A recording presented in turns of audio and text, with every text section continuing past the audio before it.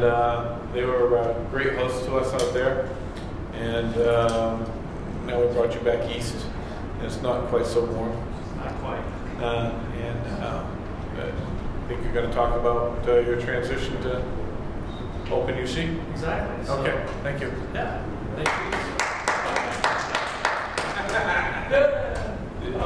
Thanks. You know, a little different session. You signed his review? Yeah, I must. A little different session than I think many of the others, since a lot of the others were technically how openUC and CivX are implemented and features and functionality and the things that the software will do. And I really wanted to focus on how do we actually get this installed on our campus and get it rolled out. So we're going to be talking more about some of the politics, some of the communications issues that we've had, some of the things that we need to do to actually get phones on desks throughout our campus in Colorado.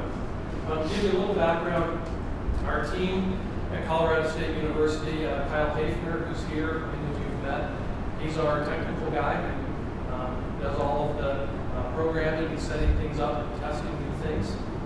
We have a gentleman named Charles McJilton. And Charles is 76 years old, and Charles comes in, he's an old Bell employee and worked with the Bell system, and when he retired, he started his own IP providing company, and did that, and then he retired from that and decided, I still want to work, so he comes to work at CSU about 25 hours a week, and he does all of the setup of our Polycom phones, and putting all the phones into CivX, and transitioning the phones out of our old Nortel SL100, which is our legacy system, as we put these on desks. So we have Charles, and then we have two installers that are part of our install team that actually go out and get the phones on desks. And then myself as the project manager, trying to keep all the pieces in place. So when you were in Colorado, how many of you were in Colorado last year? So when you were out of our place last year in Colorado, we had 500 phones deployed on CivX, give or take.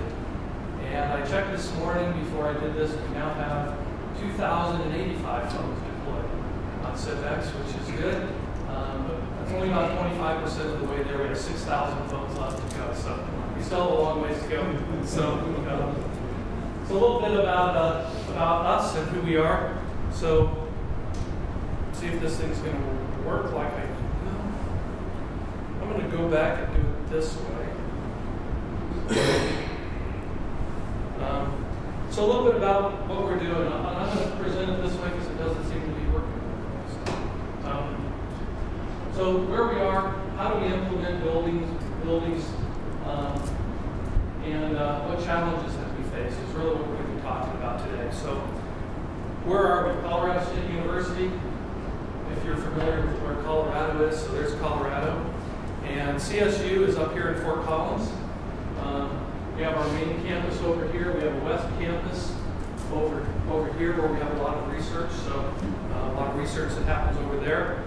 On our main campus, which is here, and this is a map that I keep updated, and we just color code buildings. Red buildings are completed. We've upgraded them to VoIP. And green buildings are in process. And yellow buildings are what we call VoIP certified buildings, and they're going to be ready to go. And I'll talk about what we mean by VoIP certified buildings in a little bit. So that's a little bit about where we are. We also have a campus down in Denver. So we have a couple buildings in Denver, and if you go up to Sterling, Colorado, we have an extension campus out in the Eastern Plains in Sterling, Colorado. We have in Denver and Sterling, we also have servers in each of those locations that we provide service for. So that's a little bit about our background of where we are. Our current topology, we don't have the Denver and Sterling servers on here. We have 3 nodes that we run in different data centers across campus. It all tie back through Media 2000 or Media 1000 in that case, gateways back to our Nortel SL100. And currently all of our trunking that comes in for external access is all through the Nortel. We haven't moved anything over to directly into our gateways yet. But we're probably going to be there when we get to about 3,500 phones and figure out if it's time to start moving from our trunking. So that's our current topology of where we're at. So if you've done project management as a project manager, Gantt charts are things that might help a lot. Kind of our Gantt chart for upgrading a building, and I'll just kind of walk through here. First thing we need to do is what we call VoIP certified building. And on our campus, we've decided that VoIP certified building means that we're going to bring redundant gigabit fiber feeds into that building. So we'll bring 2 fiber feeds in from different directions into the main distribution facility in that building. In that main distribution facility, we upgrade all the switching gear. We're running HP switches right now, so we'll put in an HP 5406. We put in a UPS. We put in the cards that we need.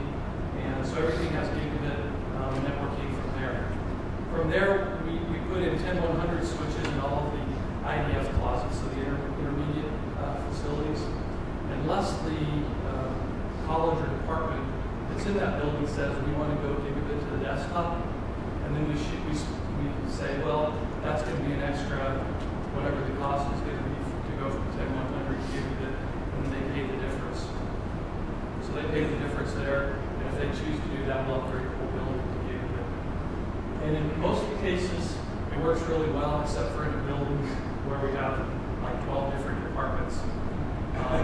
And sometimes when we have 12 different departments, one says we want to upgrade to gigabit, the others don't. So we have a lot of negotiations to do to figure out what we're going to do. And sometimes we'll do just one switch or just one closet if that department needs to be there. So first thing we do is we install the fiber. The next thing on there says pull cares and comments records. So we use 2 systems for billing and for our cable management system at CSU.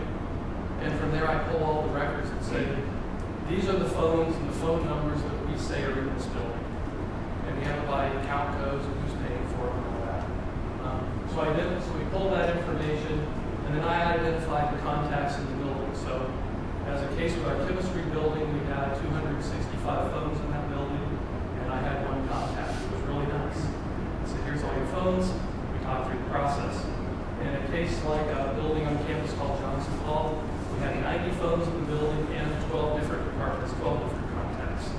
So every building's a little different. So I identify who those contacts are.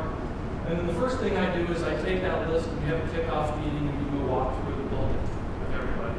Where are the phones? Identifying rooms where they have little mini hubs that somebody's plugged into the wall. Those are bad? Yeah, those are bad. Identifying where those are, talking through whether we need to have more cable pulled into that room. If they only have 1 jack and they have 5 phones and 5 computers in there. Because in the old world, in the analog world, they just put a splitter in the wall and now they got 2 phones, right? So we need 2 jacks, 2 data jacks. If that's the case, then I get our facilities department involved, and we pull new conduit, we pull new wire, and we add jacks in the building. And depending on why that was done, depends on whether I pay for that out of the VoIP project funds or whether we make them pay for it. And really the delineating line is if they chose not to do what university policies say they're supposed to do to get that extra phone in, they pay for the extra lines. If they followed all the right university guidelines and procedures and they just don't have enough jacks in the wall, then I pay for those out of our VoIP project funds. That's whole new wiring. So we do that, we walk through, we identify all the phones that are needed. And from there, we start completing all of the network infrastructure upgrades.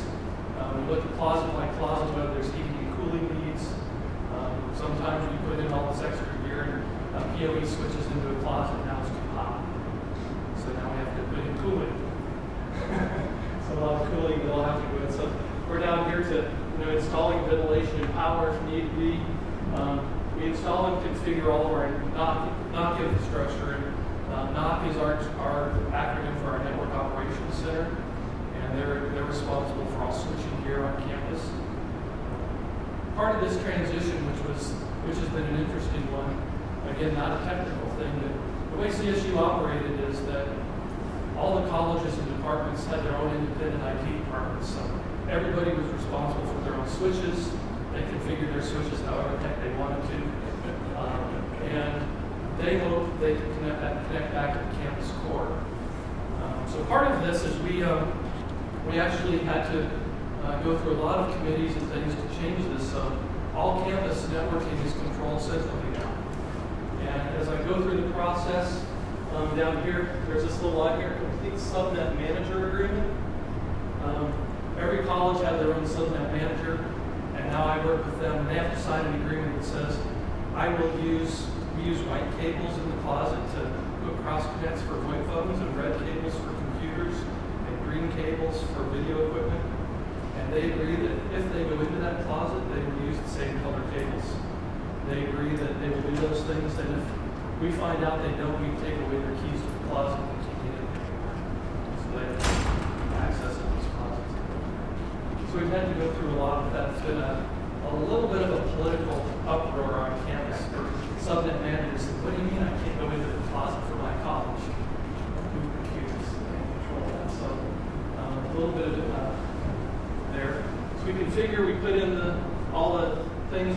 We have the Network Operations Center certified things. Our pre-construction department certifies. It says closets have ventilation and cooling, and all those things are in there. Once all those things are completed, dual gigabit infrastructure, PoE switches, cooling in closets, we call the building VoIP certified. And that's what we take to VoIP certified. And from at that point in time, I then have all the departments start to walk through and enter their orders on. So we created a brand new service order system on campus for people to say, I need this phone on this jack in this room, and I need a Polycom 335 or 550, and I need to have speed dials with presence set up for these and these and these. And they put in all the orders. So we do. Once their orders are all in, we get everybody together with the installers. We do a pre-walkthrough of the building, so the installers can look at all the rooms and say, oh, that's going to need a wall mount, I better bring that. That's all the different pieces that we need to do. We procure the phones. We keep phones in stock, so we keep a good number of phones in stock. Actually, I was looking at that this morning and need to order some more phones. So we do that. I get the phones configured, which has been Charles's job. The phones installed. And the last part, after the installers do that, they go back and they take out all of the cross connects and all the jumpers on the old wire. So all the riser cables that came up on copper, all those cross connects get pulled. And then we can easily go back into a building and we can say, well, there's still 3 or 4 things connected here. What are those? It might be a fax machine, it might be an elevator phone, it might be a gas meter or an electric meter. There's a lot of things that are still analog devices. So we do those. After they're all in, I do a post walkthrough with the department to make sure everything worked well. When we do that, we update our records, our building records, and our cable management records, and we call the building done. When you deploy your phones, do you deploy them parallel with the other phones that are still there? And obviously, depending how long it takes, depends on the phone. Right. So you get all the new phones rolling first before you touch the old phones? Correct. What will happen is we'll go in, and we have told everybody, we use a model where one jack in the wall serves your phone and your computer. Yeah. So that's the model we use. We go in and we install the new Polycom phone is what we primarily use. So we install the new Polycom phone on all the desks. If you've done that, they come up with their little 5-digit code. We make sure they have dial tone and we can call out. So we get all those on desks. Once those are all on desks, their old Nortel phone is still there and still rings. And then the installers come back through and they call back to the telecom, talk with Charles, talk with Kyle sometimes, depending on how many phones we're doing. And they say, okay, I'm at this desk. Can you move that number now out of the Nortel and put it in the syntax? Number moves over. We make test calls internally. We make test calls from external. Make sure they both work. And move on to the next phone. Pull the old phone out, throw it in a box, and it goes to our surplus department. And how are you going about adding the phones into SIPEX? So the phones are being added into SIPEX, and actually Kyle... Or openUC. Yeah, or openUC. we use openUC. So So Kyle Hafer has actually written a program that as we put the phones in and we configure those, so we put them all in advance, we run that script and it puts them all in the through the import or through an API call? I'm not exactly sure how Kyle does it, to be honest with you. Or multiple? Yeah.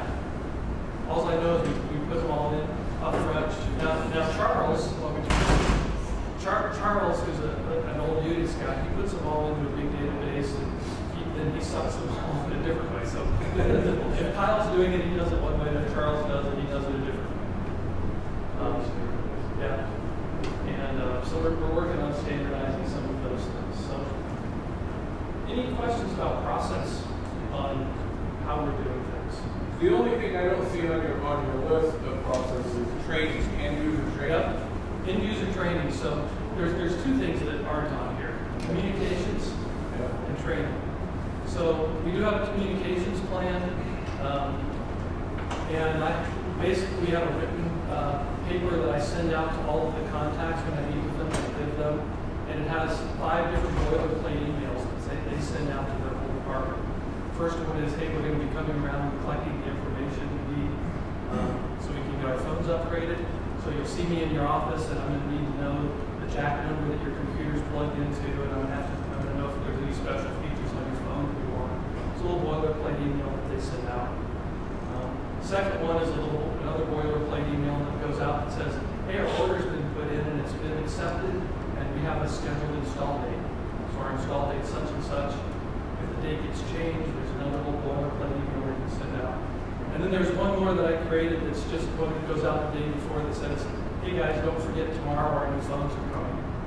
And you're going to see the installers in here. And their job is to put the phone on the desk. Don't ask them to trade you. Their job is to get the phone on the desk. And you still get people that call you and say, hey, where'd my old phone go?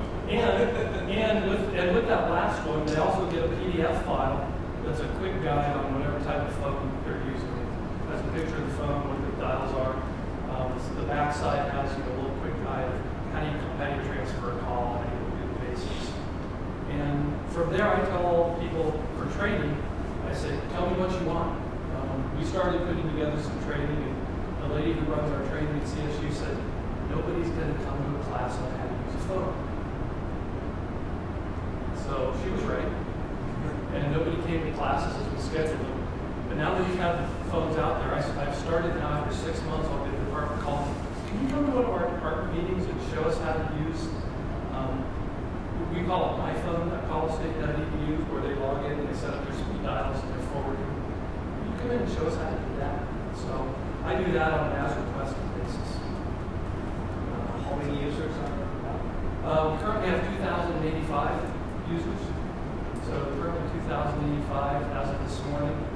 And by the end of this year, we should have 3,500. And the goal is to get to 8,000. Once we get all 8,000 replaced, we can unplug the old and sell them. So that's really cool. Yeah.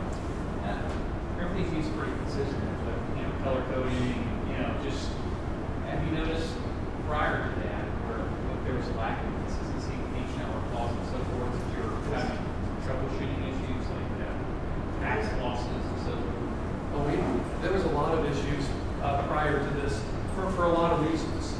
The biggest reason was every subnet manager implemented their part of the network differently and things. So getting VLANs established was sometimes hard. They might have a whole thing firewall off and they couldn't get to it.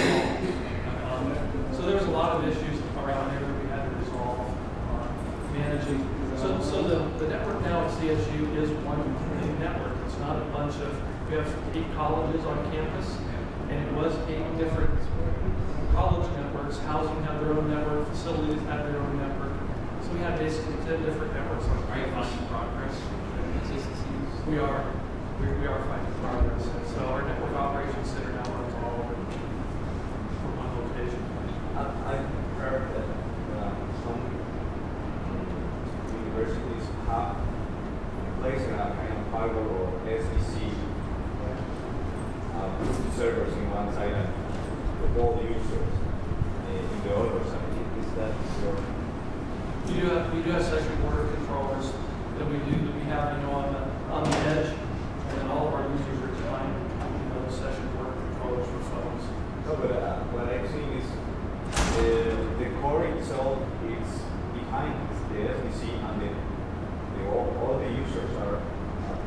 side of the others? Our users aren't on the opposite side.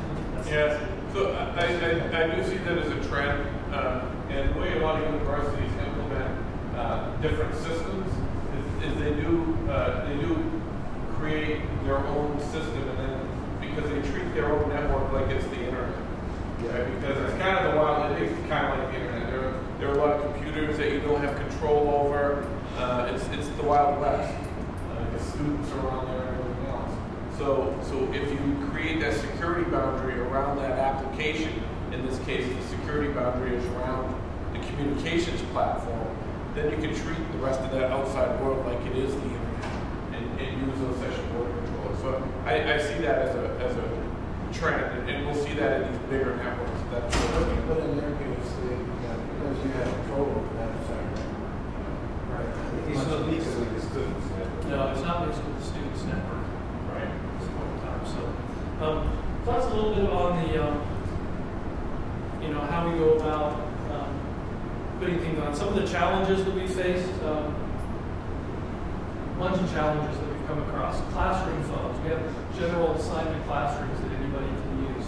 Those classrooms have traditionally had a phone in them that you pick up, it dials back to a central place.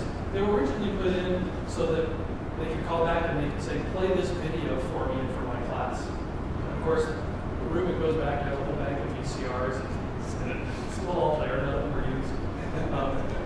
But now it's just used for support. So it's used for support. So we're figuring out how we can use those phones, as well as how we migrate into the new age of distance learning and people not coming to class. So we're starting to put Polycom 7000s in classrooms with multi-interface modules that hook up to the microphones that are throughout the classroom and that hook up to the speakers. So a student who's not in class can call in if they're sick.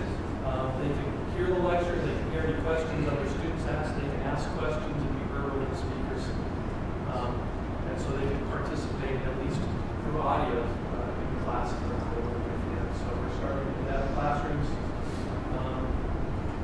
Wireless phones. We have an issue in central receiving in other areas where people just needed a good wireless phone.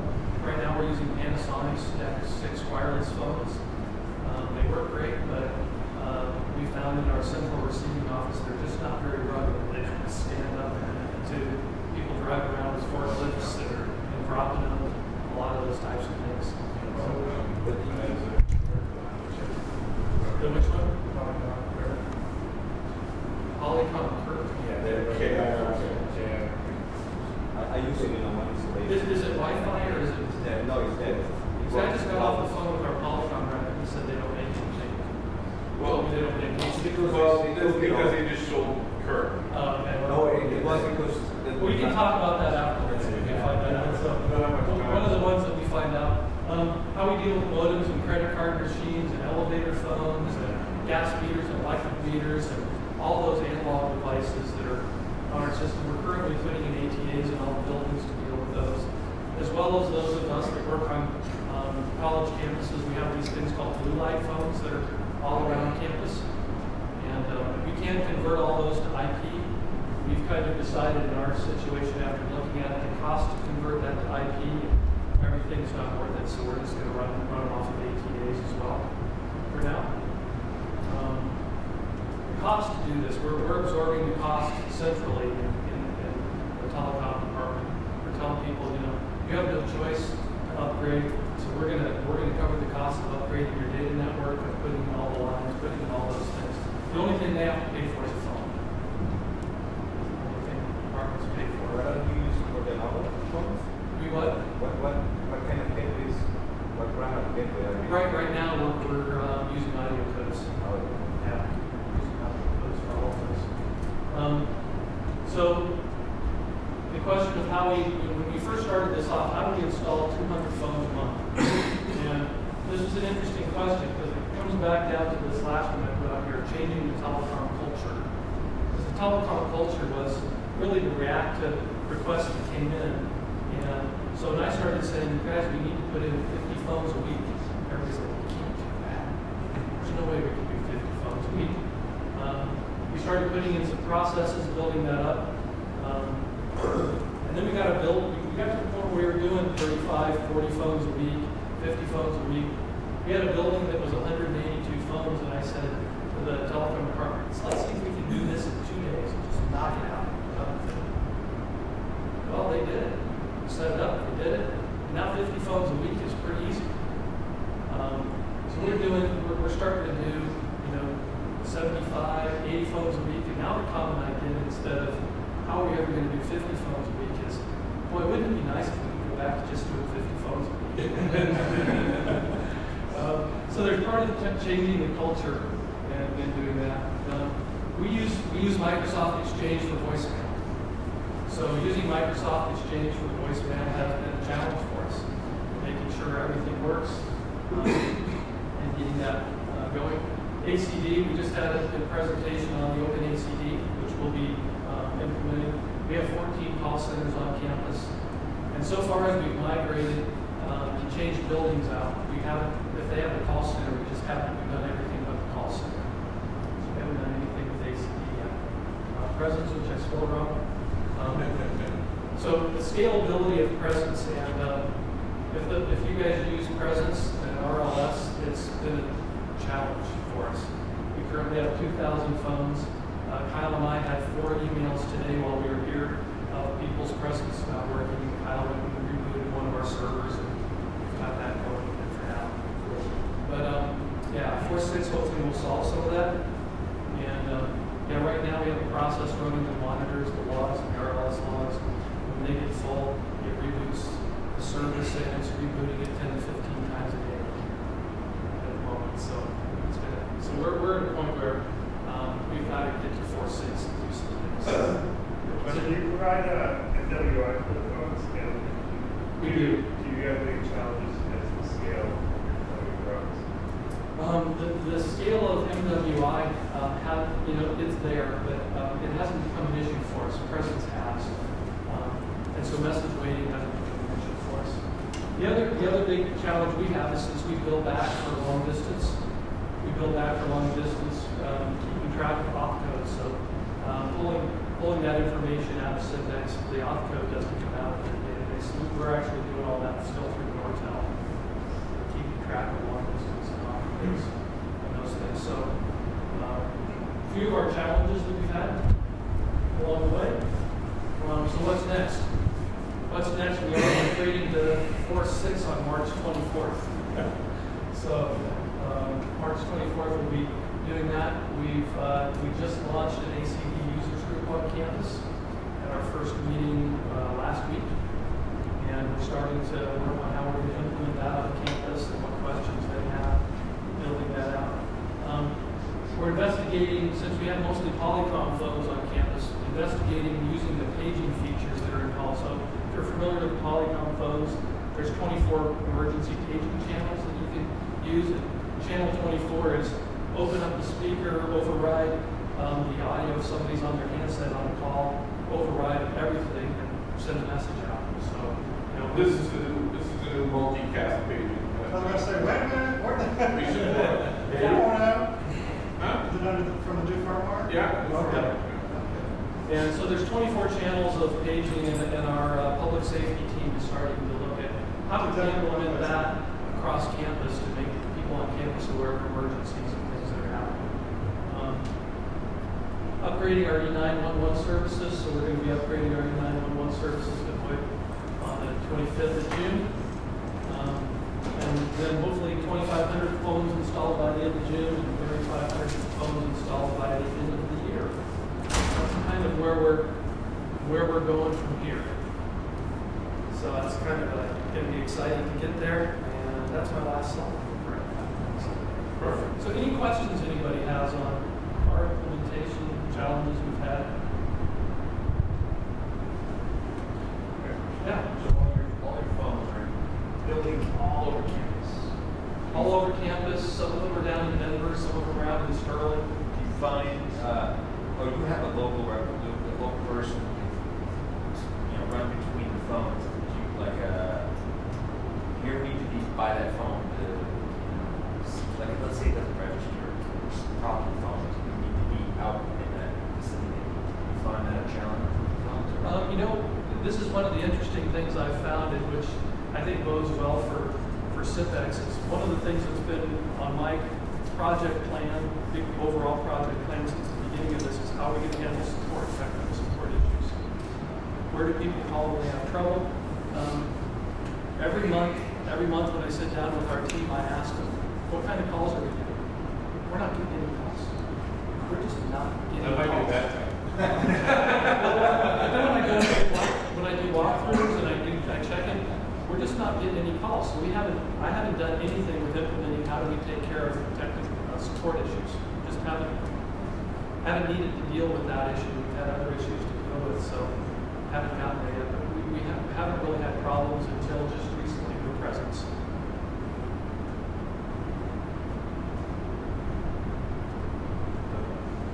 You have currently a local system also. How do you use the extensions are? On the Nortel? The Nortel has had 8,000 extensions on it, so we've converted 2,000 over to VoIP. The other challenge, we'll see how this works on our campus, is our facilities department has their own switch. We just provide some trunks and phone numbers for it. It's old, and they're saying, oh, maybe we'll come join you guys. Our housing department has their own switch. Our vet teaching hospital has their own switch. And all of them are old switches, and they're saying, boy, this looks like it's going pretty well. Maybe we'll come join you. And if they all come and join us, which I'm expecting that will happen at some point in time, we'll end up with about 11,000 phones on the system. So right now we're shooting for 8,000, so we can unplug the SL100. Unfortunately, I can't really play because I was in the room. But how do you do to deploy a user, for example, to create or which is the database that you are pulling the user information from the doing manually? Right now, for putting the numbers into CIPEX, they're manually entered. They're all manually entered. And then when we do the cutover, we go in and we run a script. Actually, Charles builds a little script that he runs in the Nortel. And that script will run and take those phone numbers out of the Nortel, and then we'll add those. We'll run that script, activate those in the CIPEX. So, But you change the number when the people don't. no, they get the same number. The same number? They get the same phone number they had. But so you've been able to use how do you do that? Because So in the Nortel, they basically put, I would imagine they just turn on call forwarding and then forward that user over to the system. They have to route it to that other trunk room. There's a little bit. Well, it's the basic. Yeah, they route that number to the new trunk group that did PRI. That's exactly what happens. So when the call comes in from the PRI, instead of going to the Nortel, it goes over to the trunk group to the audio to those gateways. It's that system. It comes in one PRI, kind of hairpins and goes out the other. No, the one thing I hear from people on campus, and now that we're getting more and more CIPEX phones on campus, because of the two systems, the way caller ID works and our trunking works is if you call somebody that's on the Nortel system, the caller ID says CIPEX. I want to do that. They're like, how come all of a sudden I'm getting more and more of these caller IDs that say CIPEX? I'm like, as soon as you get moved over to the new system, it'll tell you it's there. Yeah. So I know we're at time, so if there's any other questions, just come find me, but thanks. Thank you.